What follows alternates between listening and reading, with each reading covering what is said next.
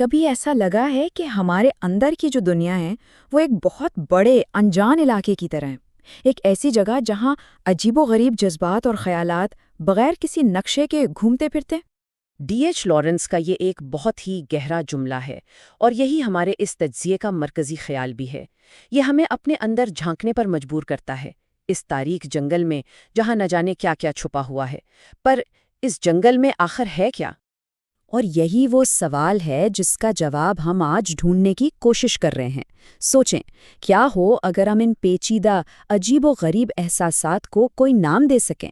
وہ احساسات جنہیں بیان کرنا اکثر مشکل ہوتا ہے، کیا انہیں کوئی نام دینے سے ہم انہیں بہتر طور پر سمجھ پائیں گے؟ اچھا، تو چلیں اس سفر کو شروع کرتے ہیں، اور شروعات کرتے ہیں ان احساسات سے جن کا تعلق اکثر ہماری بکھری ہوئی یادوں یا باہر کی دنیا سے ہوتا ہے۔ تو ہماری پہلی اصطلاح ہے ہارٹ اسپر۔ یہ جذبات کی وہ اچانک لہر ہے جو نہ جانے کہاں سے آ جاتی ہے، جیسے آپ کوئی پرانا گانا سن رہے ہوں اور ایک دم سے کوئی گہرا احساس آپ کو گھیر لے اور آپ سوچ میں پڑ جائیں کہ بھئی یہ ہوا کیا؟ اس لفظ کا ماخذ بھی بڑا دلچسپ ہے، جیسے ایک سپر یا ایڑی پر لگی کیل گھوڑے کو ایک دم سے آگے بڑھنے پہ مجبور کرتی ہے، بالکل اسی طرح یہ احساس ہمارے دل کو اچانک سے جھنجھوڑ دیتا ہے۔ اور مزے کی بات یہ ہے کہ یہ کوئی بہت بڑی وجہ نہیں ہوتی، اکثر یہ چھوٹی چھوٹی چیزیں ہوتی ہیں، کوئی آواز، کوئی خوشبو، جو یادوں اور احساسات کا ایک پورا طوفان لے آتی ہیں، بھلے ہی ہمیں ٹھیک سے یاد بھی نہ ہو کہ یہ کون سی یادیں ہیں۔ اچھا، تو ہارٹ اسپیئر کے بعد اکثر آتا ہے نمیشیا۔ یہ بالکل اس ذہنی جاسوسی کی طرح ہے جو ہم یہ پتہ لگانے کے لیے کرتے ہیں کہ ہمارا موڈ اچانک کیوں خراب ہو گیا یا کیوں اچھا ہو گیا۔ اسے سمجھنے کا بہترین طریقہ یہ ہے کہ جیسے کوئی کٹی ہوئی پتنگ کی ڈور کو اکٹھا کر رہا ہو، آپ اپنے خیالات کے دھاگے کو پیچھے کی طرف کھینچنا شروع کرتے ہیں، ایک ایک کر کے، یہ جاننے کے لیے کہ یہ احساس کی پتنگ اڑی کہاں سے تھی۔ چلیں اب اس جنگل میں ذرا اور گہرائی میں اترتے ہیں۔ اب ہم بات کریں گے اپنی ذات، اپنی پہچان سے جڑی کچھ اندرونی پریشانیوں کی۔ کبھی یہ ڈراؤنا خیال آیا ہے کہ ہمارے فیصلے اصل میں ہمارے ہیں ہی نہیں، بس یہی ویکیسی ہے؟ یہ ایک پریشان کن سوچ ہے کہ شاید ہم صرف اپنے ماحول اور تجربات کا ایک خودکار رد عمل ہیں، بالکل کٹ پتلیوں کی طرح۔ اس لفظ کے پیچھے کی کہانی بھی بڑی دلچسپ ہے۔ یہ نام جیک ڈی ویکنسن سے آیا ہے، جس نے ایسی مشینیں بنائی تھیں جو بالکل زندہ لگتی تھیں، لیکن حقیقت میں وہ صرف پروگرامڈ تھیں۔ ویکیسی کا خوف بھی یہی ہے کہ کہیں ہم بھی اندر سے ایسی ہی کوئی مشین تو نہیں ہے۔ اور اب وقت ہے اپنے اندر کے ناقدین سے ملنے کا، دی گلٹ رائٹس۔ یہ ہمارے دماغ میں بیٹھی وہ خیالی کمیٹی ہے جو ہماری ہر چھوٹی بڑی غلطی کا حساب کتاب رکھتی ہے، اور ان کے الزامات بڑے ذاتی اور تکلیف دہ ہوتے ہیں۔ وہ ہمارے کان میں سرگوشیاں کرتے ہیں، ہمیں یہ یقین دلانے کی کوشش کرتے ہیں کہ ہم کسی بھی اچھی چیز کے لائق نہیں، کہ ہم تو بس ایک دکھاوا ہیں۔ یہ ایک بہت ہی عجیب، تقریباً غیر حقیقی سا تجربہ ہے، دی وپ گرافٹ ڈیلوژن۔ وہ ایک لمحہ جب آپ آئینے میں دیکھتے ہیں اور آپ کو لگتا ہے کہ سامنے والا چہرہ آپ کا نہیں، کسی اور کا ہے۔ اس لفظ کی خوبصورتی اس کے اجزاء میں ہے۔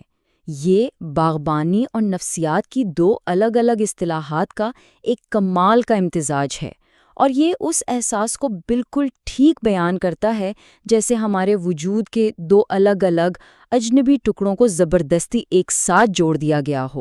تو اگر ہم خود اپنے لیے اجنبی بن سکتے ہیں تو پھر اس احساس کا کیا جو ہمیں باقی سب سے الگ تھلگ محسوس کراتا ہے؟ آئیے اب اپنی اس کھوج کے آخری حصے کی طرف چلتے ہیں۔ یہاں ہم بات کریں گے تنہائی اور دوسروں سے ہم آہنگ نہ ہونے کے احساسات کی۔ کبھی ایسا ہوا ہے کہ ایک پارٹی میں سب ہنس کھیل رہے ہیں اور آپ کا دل اداس ہے، یا کسی بہت سنجیدہ لمحے میں آپ کو بے اختیار ہنسی آ رہی ہو؟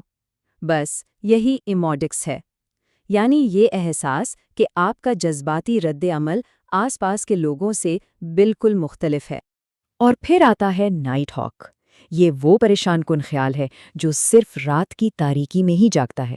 یہ کئی ہفتوں تک سویا رہ سکتا ہے، لیکن پھر اچانک ایک رات یہ خاموشی سے آپ کے کندھے پر آ بیٹھتا ہے، جیسے اپنا گھونسلہ بنا رہا ہو۔ ان ساری پریشانیوں کے بیچ ایک خواہش جنم لیتی ہے، لیبروسس۔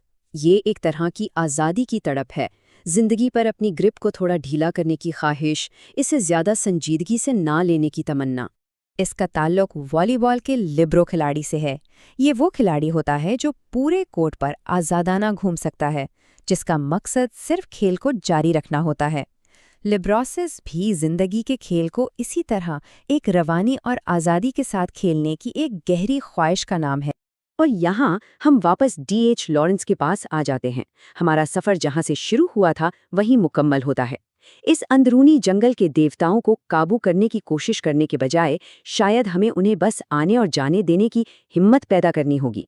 تو آخر میں بات یہ ہے کہ ان احساسات کو نام دینے کا مقصد انہیں دبانا یا ختم کرنا نہیں ہے، مقصد صرف انہیں پہچاننا ہے، کیونکہ جب ہم کسی چیز کو پہچان لیتے ہیں تبھی اسے سمجھنے کا سفر شروع ہوتا ہے۔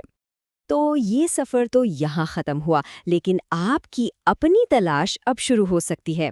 ذرا سوچئے، آپ کے اندر کے اس بیابان میں وہ کون سے احساسات ہیں جو اب بھی اپنے نام کا انتظار کر رہے ہیں؟